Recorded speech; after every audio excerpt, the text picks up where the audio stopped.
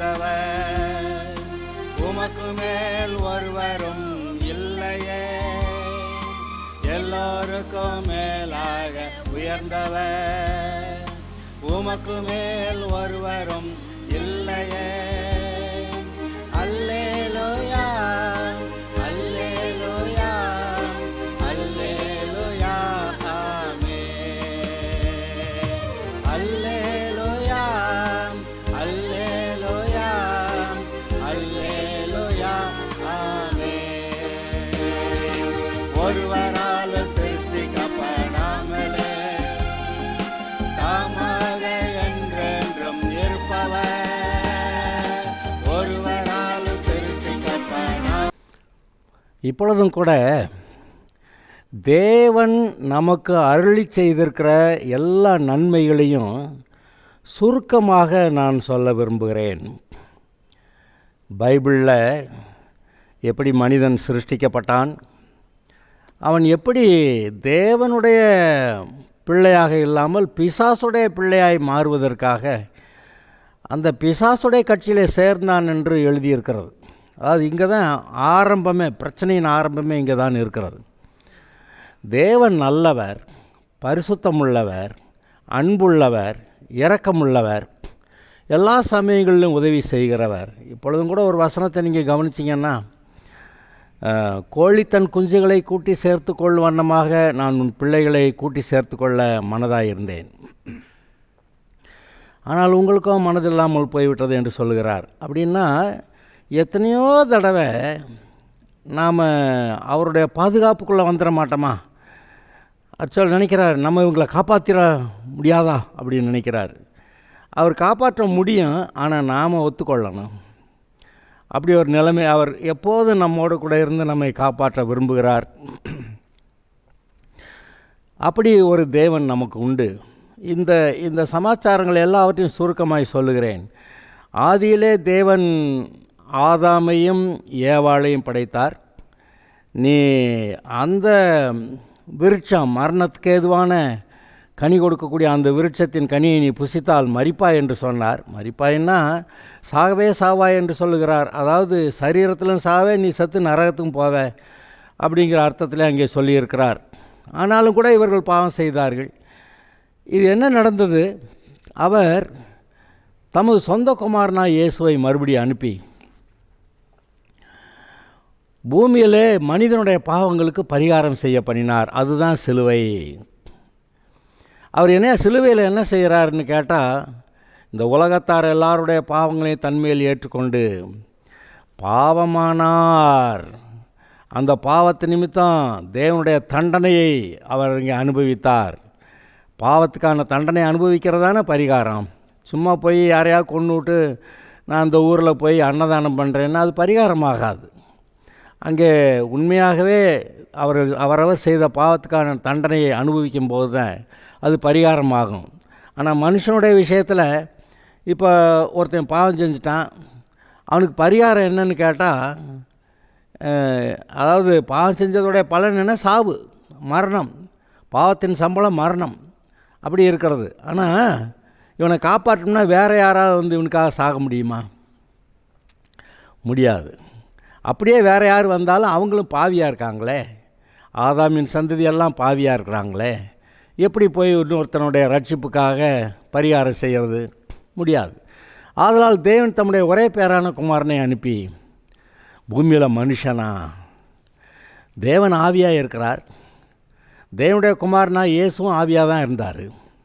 ஆனால் மனிதனுடைய பாவங்களுக்கு பரிகாரம் செய்ய வேண்டும் என்பதற்காக அவர் மனிதனாக பிறக்க வேண்டிய அவசியம் வந்தது. ஆதலால் அவர் மனிதனாக பிறந்தார், பாவம் இல்லாமல் வாழ்ந்து காட்டினார், பாவம் இல்லாமல் சிலுவைக்கு போனார். அங்கே சிலுவையில் இருக்கும்போது உலகத்தார் எல்லாருடைய பாவங்களை தன்மேல் ஏற்றுக்கொண்டு அந்த பாவங்களுக்கான தண்டனை அனுபவித்து ரத்தம் சிந்தி உயிரை விட்டார். அது மட்டும் இல்லை, அவருடைய ஆத்மா நரகத்துக்கும் போய்விட்டது. ஆனால் அவர் பாவம் செஞ்சிருக்கலை. அவர் உலகத்தாருடைய பாவங்களை தன்மேல் ஏற்றுக்கொண்டு அதுக்கான தண்டனை அனுபவித்தாரே ஒழிய அவர் பாவம் செய்திருக்கவில்லை. ஆதலால் தேவன் பார்த்தார், என்னுடைய குமாரன் அவர் பாவம் செய்யவில்லை, ஆதலால் பாவம் செய்யாத ஆள் நரகத்தில் தொடர்ந்து இருக்க முடியாது என்று சொல்லி அவரை உயிரோடு எழுப்பினார். நரகத்திலிருந்து மேலே தூக்கி அவரை மறுபடியும் ஜீவனுள்ளவராக அவரை வைத்தார்.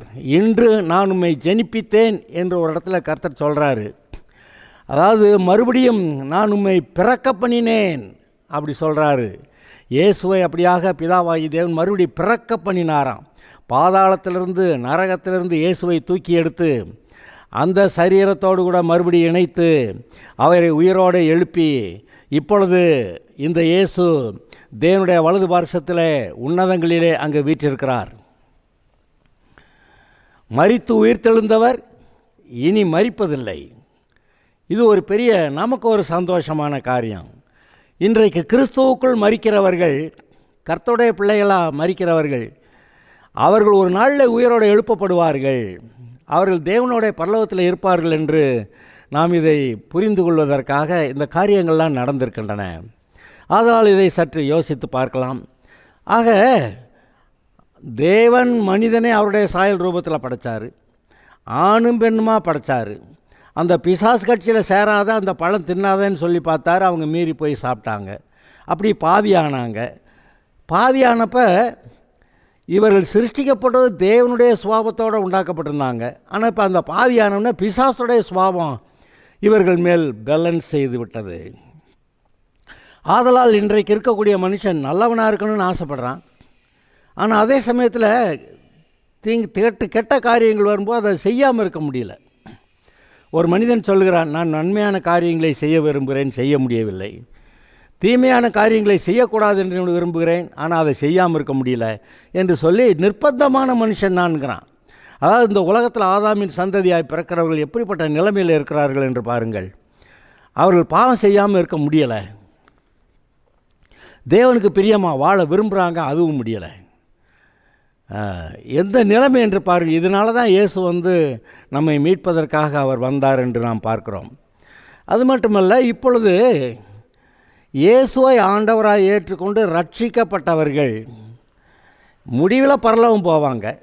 ஆனால் இப்போதைக்கு இருக்க இந்த காலகட்டங்களிலே பூமியிலே ரட்சிக்கப்பட்ட பின் கர்த்தருடைய பிள்ளைகள் மரித்து பரலோகம் போக வரைக்கும் இந்த பூமியிலே என்ன ஆசீர்வாதம் அவர்களுக்கு வைக்கப்பட்டிருக்கிறது என்பதை சற்று நாம் கவனிக்க போகிறோம்.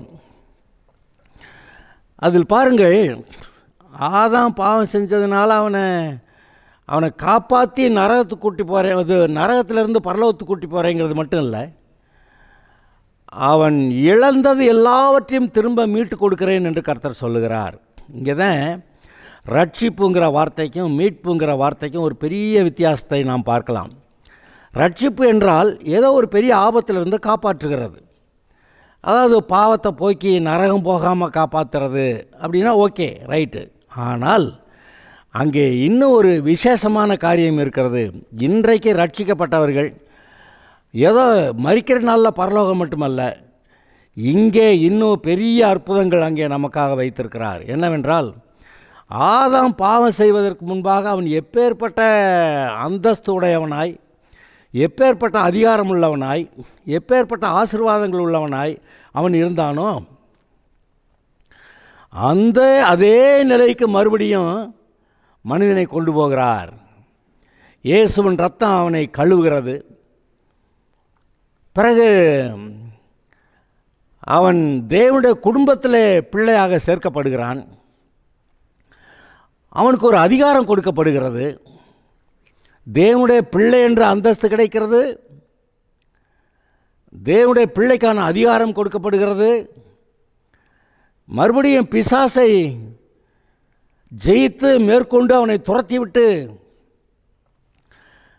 அவரவருடைய வாழ்க்கையை ஏதேன் தோட்டம் போல ஒரு பரலோகம் போல மாற்றுவதற்கான அதிகாரத்தையும் கர்த்தர் கொடுத்திருக்கிறார்.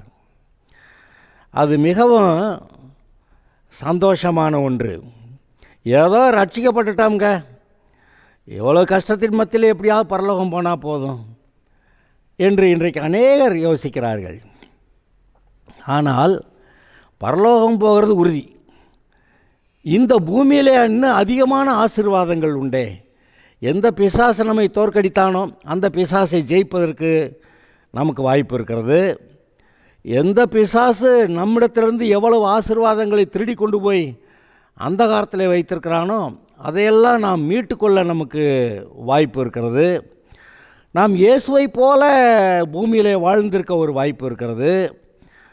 அப்படியானால் எப்படி இயேசு பூமியில் இருக்கும்போது கிரியை செய்தாரோ, அதாவது வியாதியஸ்தர்களை சுஸ்தமாக்கினார், பிசாசுகளை துரத்தி ஜனங்களை விடுவித்தார், பிறகு தேவனுடைய ராஜ்யம் பற்றி போதித்தார்.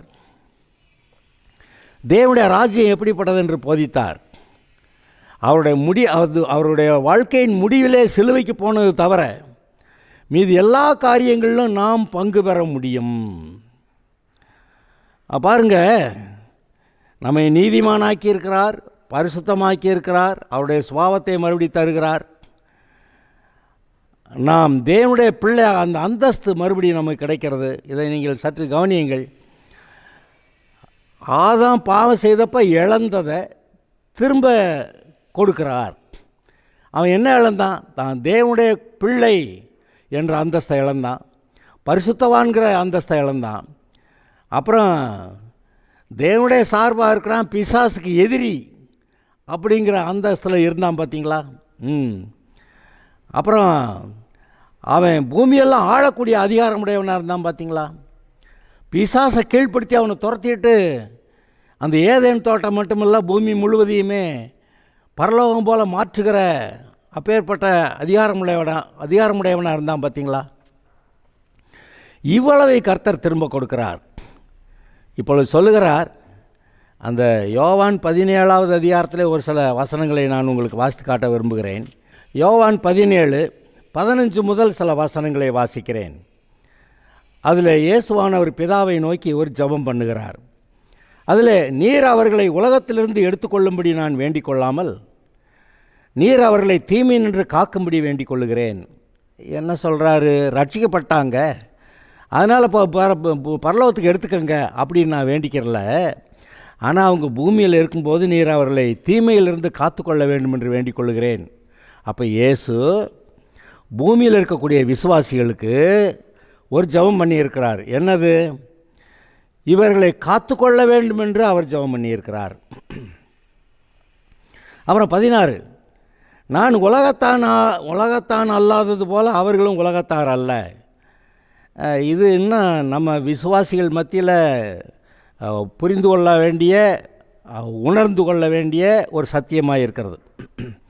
நம்ம இந்த உலகத்தில் தானே இருக்கிறோம், நம்மெல்லாம் பலவீனம் தானே, நம்மெல்லாம் பாவி தானே, ஏதோ மன்னிக்கப்பட்ட பாவி, ஏதோ பரலோகம் போகிற பாவி, அப்படி நிறைய பேர் பேசுகிறத நீங்கள் கேட்டிருந்துருக்கலாம். ஆனால் இயேசு என்ன சொன்னார்? ரட்சிக்கப்பட்டவர்களை பற்றி இயேசு என்ன சொன்னார்? நான் உலகத்தான் அல்லாதது போல அவர்களும் உலகத்தார் அல்ல. அப்போ ரட்சிக்கப்பட்டவர்கள் யாருமே இந்த உலகத்தார் அல்ல. இப்போதைக்கு இந்த உலகத்தில் குடியிருக்கலாம், ஆனால் நம்முடைய குடியிருப்பு பரலோகத்தில் இருக்கிறது. அதாவது நம்ம பரலோகவாசிகள் இப்போதைக்கு டெம்பரரியாக அங்கே இருக்கிறோம் அப்படி சொல்கிறாரு. ஏங்க, நீங்கள் உலகத்தார் அல்ல. இயேசு இடத்துல சொல்லுவார், அந்த பரிசேயர்கள் பாவிகளை பார்த்து சொல்லுவார், நீங்கள் தாழ்விலிருந்து உண்டானவர்கள், நான் உயர்விலிருந்து உண்டானவன், நான் வானத்திலிருந்து இறங்கி வந்தேன், நீங்களோ தாழ்வில் இருக்கிறவர்கள், தாழ்விலிருந்து வந்தவர்கள் அப்படி சொல்லுவார். யாரை பார்த்து சொன்னார்ன்றீங்க? பாவிகளை பார்த்து அப்படி சொன்னார். ஆனால் ரட்சிக்கப்பட்டவர்களை பார்த்து என்ன சொல்லிட்டார்? இப்போ நான் உலகத்தான் அல்லாதது போல அவர்களும் உலகத்தார் அல்ல அப்படி சொல்லிட்டாரு. ஆக வசனங்கள் எந்த வார்த்தை எப்படி சொல்லப்பட்டது என்பதை அந்த சூழ்நிலையை அறிந்து அதோடைய அர்த்தத்தை நாம் புரிந்து கொள்ள வேண்டும். இல்லாவிட்டால் பொதுவாக விசுவாசிகள் என்ன செய்கிறாங்க? நம்மளும் உலகத்தார் தானே, ஏங்க அப்படியா எழுதியிருக்கு? இல்லையே. அப்போ சில விஷயங்களை புரிந்து கொள்வது நமக்கு நல்லது. அதனால தான் இயேசு சொன்னார், சத்தியத்தை அறிவீர்கள், சத்தியம் உங்களை விடுதலையாக்கும் என்று. அடுத்து 17வது வசனம், உம்முடைய சத்தியத்தினாலே அவர்களை பரிசுத்தமாக்கும், உம்முடைய வசனமே சத்தியம். ஏற்கனவே இயேசுவை ஆண்டவராக ஏற்றுக்கொண்டு ரட்சிக்கப்பட்டிருக்க இந்த விசுவாசிகளை இன்னும் உம்முடைய சத்தியத்தினாலே பரிசுத்தமாக்கும் அப்படி சொல்கிறாரு. இப்போ சத்தியத்தினால் பரிசுத்தமாகிறதுன்னா தேவன் அநேக காரியங்களை நமக்கு போதிக்கும்போது, ஓஹோ இது நம்ம செய்கிறது தப்போ அப்படின்னு சொல்லி இந்த தப்பை நம்ம செய்யக்கூடாது அப்படின்னு தப்பை விடுறான். அப்புறம் எது நல்லது எது தேவனுக்கு பிரியம் என்று போதிக்கப்படுகிற போது, ஓ இப்படியா செய்யணும், அப்போ அந்த நன்மையான காரியங்களை எடுத்துக்கலாம் என்று சொல்லி தேவனுடைய வசனம் தேவனுடைய சத்தியம் இவர்களுடைய மனதை புதிதாக்குகிறது, கழுவுகிறது, பரிசுத்தமாக்குகிறது. அதனால் அங்கே சொல்கிறார், உம்முடைய சத்தியத்தினால் இவர்களை பரிசுத்தமாக்கும்.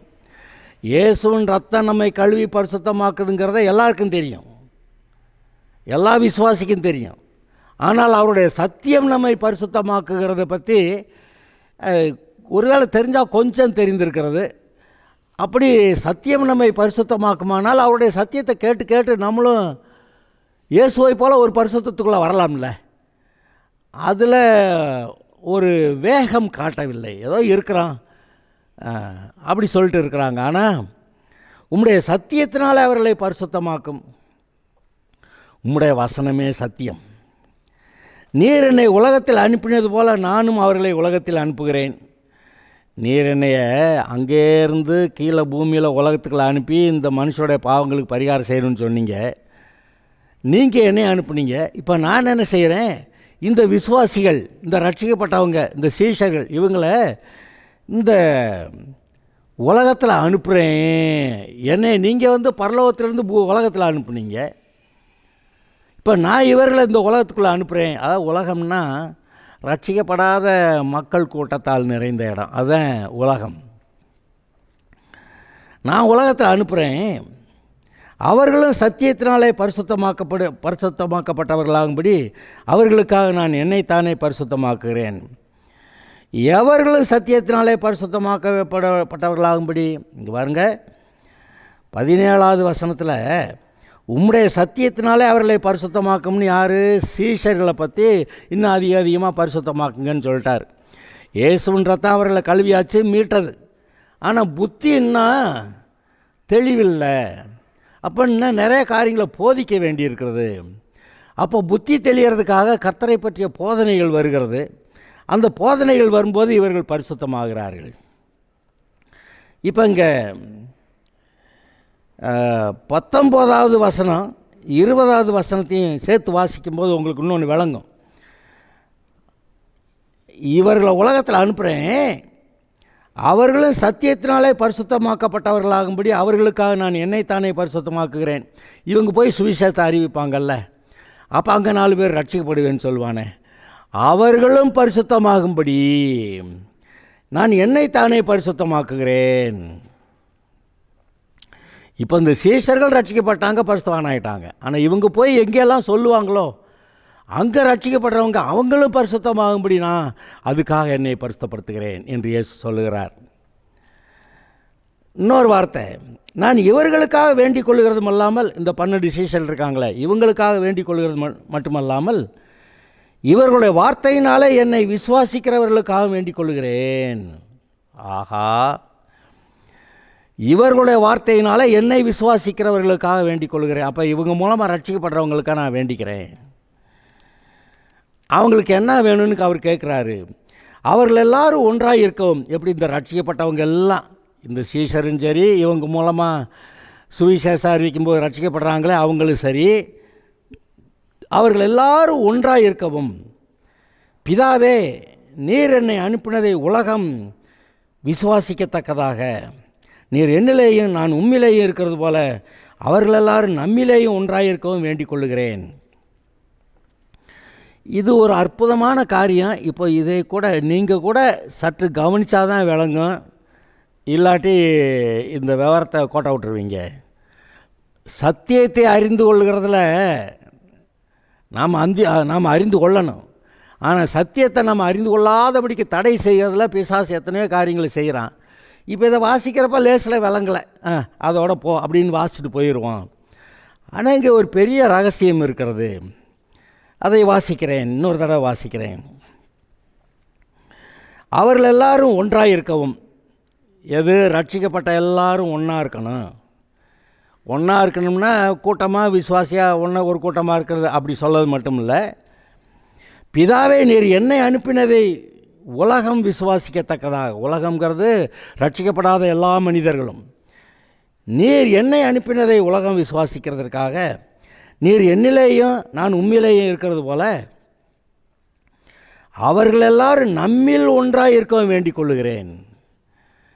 அதாவது ரட்சிக்கப்படுற எல்லாரும் ஒன்றா இருக்கணும், ஒரு கூட்டமாக இருக்கணும், அவங்கெல்லாம் கர்த்தருக்குள்ளே இருக்கணும். சரி, ஆனால் இவர் என்ன பண்ணுறாரு?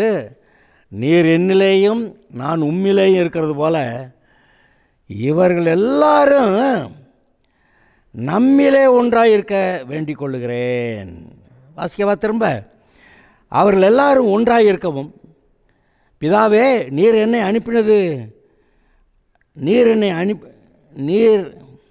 அனுப்பினதை உலகம் விசுவாசிக்கத்தக்கதாக. இது ஒரு காரணம் சொல்கிறார். எதுக்காக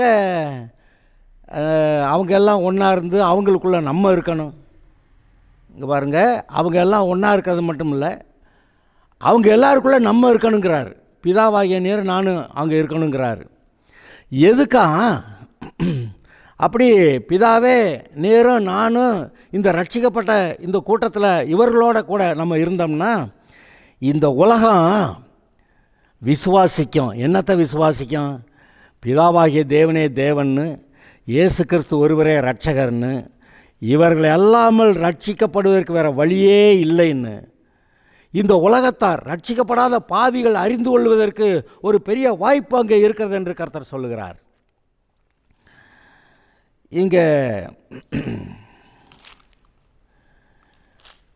இன்னும் ஒரு எக்ஸ்ட்ரா ஒரு ஸ்டெப் போகிறாரு இயேசுநாதர். அங்கே 22வது வசனம், நாம் ஒன்றாக இருக்கிறது போல, பிதாவாகிய நீர் குமார் நாயனார் நம்ம ரெண்டு பேரும் ஒன்றாக இருக்கிறது போல அவர்களும் ஒன்றாக இருக்கும்படி,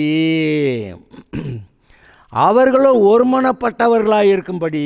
ரெண்டு பேரும் ஒரு ஆள் இல்லை. இயேசுநாதரும் பிதாவும் ஒன்றா இல்லை. இயேசுநாதர் வேறு, பிதாவாகிய தேவன் வேறு.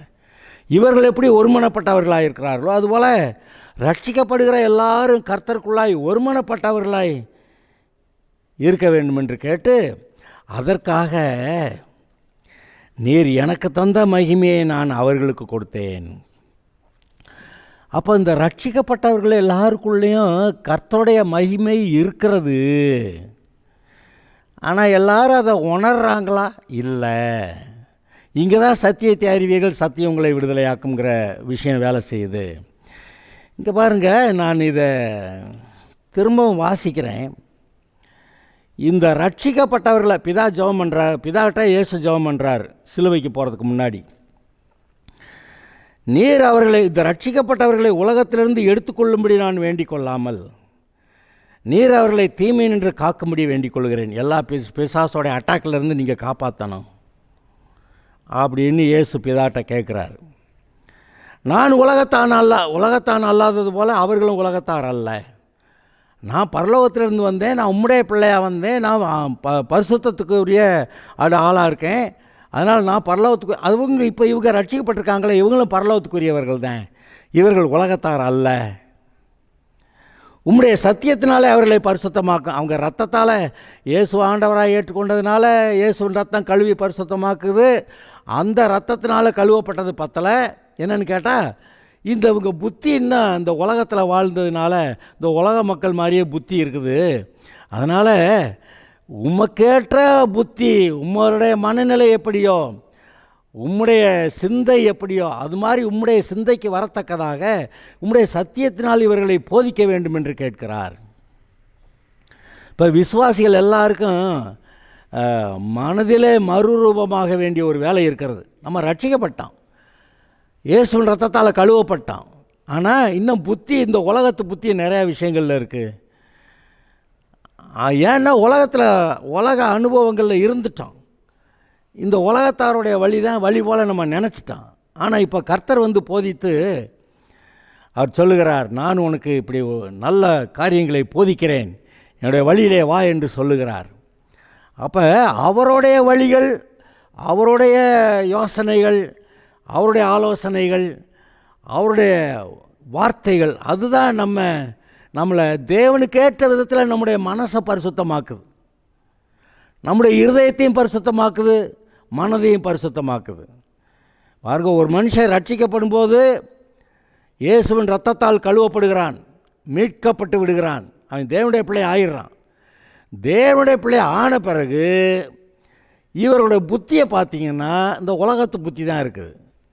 ஆனால் தேவன் இந்த உலகத்து புத்தியில் இருக்காதீங்க, என்னுடைய சிந்தையை ஏற்றுக்கொள்ளுங்கள், என்னுடைய மனநிலையை நீங்கள் ஏற்றுக்கொள்ளுங்கள், எனக்கு ஜீவன் இருக்கிறது, அதாவது நித்திய ஜீவன் எனக்குள்ளே இருக்கிறது, நான் விரும்பின காரியங்களையெல்லாம் செய்யலாம். ஆனால் நீங்கள் இப்போ தான் நித்திய ஜீவனை பெறுறீங்க, ஆனால் விவரம் தெரியாத ஆளாக இருக்கீங்க. எப்படி சிறு பிள்ளைகள் விவரம் தெரியாமல் இருக்காங்களோ அதுபோல் ரட்சிக்கப்பட்டவர்கள் இன்னும் விவரம் தெரியாமல் இருக்கிறீங்க. இப்போ நான் சொல்கிறதெல்லாம் கேட்டு நீங்கள் இந்த காரியங்களை தேறிக்கொள்ளணும் என்று சொல்லி வேத வாக்கியங்களை நமக்கு போதிக்கிறார். அப்படி தான் சொல்கிறாரு, உம்முடைய சத்தியத்தினாலே அவர்களை பரிசுத்தமாக்கும், உம்முடைய வசனமே சத்தியம்.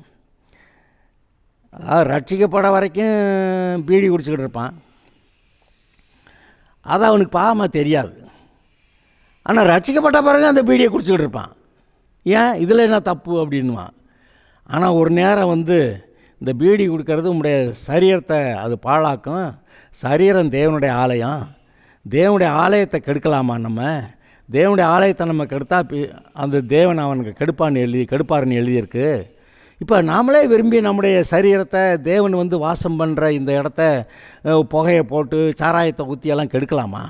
கெடுக்கக்கூடாதில்ல அப்படின்னு யாரோ சொன்ன உடனே, ஓ அப்படிங்களா அப்படின்னு சொல்லிட்டு அன்னையிலேருந்து சாராயத்தையும் விட்டுறான், பீடி குடிக்கிறதையும் விட்டுறான். அப்போ எப்படி போதனை அவர்களை தேவனுக்கேற்ற விதத்தில் அதிகமாய் பரிசுத்தத்தில் வளர பண்ணுகிறது. அப்புறம் இவங்க ரட்சிக்கப்பட்டிருக்காங்க, இந்த சீஷர்கள், இவங்க மூலமாக சுவிசேஷத்தை கேட்குற அவங்களும் ரட்சிக்கப்படும்படி, அவர்கள் எல்லாரும் நமக்குள்ளே ஒன்றாக இருக்கும்படி, நீர் எனக்குள்ளே நான் உமக்குள்ளே இருக்கிறது போல அதுபோல் நாம் ரெண்டு பேரும் இவர்களுக்குள்ளும் நாம் இருக்க வேண்டும் அப்படி கேட்டார் பாருங்க இயேசுநாதர். அது எதுக்குன்னா, அப்போ நம்ம இவங்களோட இருந்தாதான், நம்ம இவங்களோட இருந்து கிரியை செய்தாதான் இந்த உலகத்து மக்கள்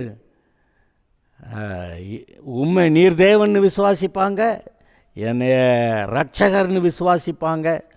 இந்த இந்த விவரத்தில் இந்த காரியத்தில் அவங்களுக்கு விசுவாசம் வந்தால் தான் ரட்சிக்கப்பட முடியும்.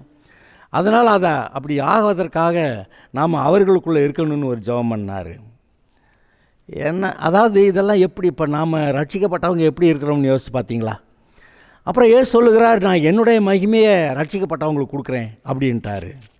அது மட்டும் இல்லை, இன்னும் ஒரே ஒரு வசனம், ஒருமைப்பாட்டில் அவர்கள் தேறினவர்களாக இருக்கும்படிக்கும் என்னை நீர் அனுப்பினதையும் நீர் என்னில் அன்பாக இருக்கிறது போல அவர்களிலும் அன்பாக இருக்கிறதையும் உலகம் அறியும்படிக்கு நான் அவர்களிலும் நீர் என்னிலும் இருக்கும்படி வேண்டிக் கொள்ளுகிறேன். அப்போ நான் போய் அவங்களோட இருக்கேன், ஆனால் நீங்கள் எங்களோட இருக்கணும் அப்படி கேட்குறாரு. அப்போ இந்த ரட்சிக்கப்பட்ட விசுவாசிகள் எவ்வளவு மேன்மையானவர்கள். தேவன் அவர்களோடு கூட இருக்கிறார், தேவன் இம்மானுவேலராக இருக்கிறார். அப்போ இயேசுவை போல வாழ்வதற்கு நமக்கு அப்பேற்பட்ட ஒரு ஆசீர்வாதத்தை நமக்கு கொடுத்திருக்கிறார். இதை நினைத்து பார்த்து கிறிஸ்துவின் சிந்தையை நாம் ஏற்படுத்தி கொள்வது எவ்வளவு நன்மையானது பார்த்தீங்களா? அதை அப்படி ஏற்படுத்தி கொள்வோமாக. கர்த்தர் நம்மோடு கூட இருக்கிறார். இந்த வேத வாக்கியங்களை திரும்ப வாசியுங்கள். இந்த யோவான் 17வது அதிகாரத்தில் 15 முதல் நான் உங்களுக்கு காமிச்சிருக்கேன், 23வது வசனம் வரைக்கும் திரும்ப வாசிங்க. இதை புரிந்து கொள்ளுங்கள், அதில் பெரிய ஆசீர்வாதம் உங்களுக்கு இருக்கிறது. கர்த்தருக்கு ஸ்தோத்திரம்.